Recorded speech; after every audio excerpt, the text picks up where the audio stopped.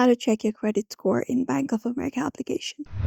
Hello everybody, if you guys are wondering how, here's how you do it. So for that, what you may do is you may head over the Bank of America application on your device, basically log in into your account.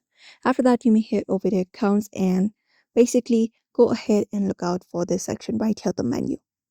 Once you're on the menu, what you need to do is you may head over and look out for this option of view my FICO score.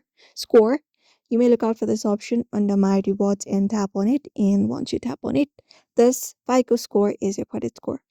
When you scroll a bit, you will be also finding some thing like information about your FICO score, which is your credit score. You can look out for them here, and that's it. In order to view your FICO score, your credit score, you just need to follow up the steps, head over the menu for that, and you can easily find that option there. So therefore, that's it for today's video. You may follow up this method in order to do so. So therefore, I hope this video was helpful. Give it a thumbs up and subscribe for more tips and tutorials.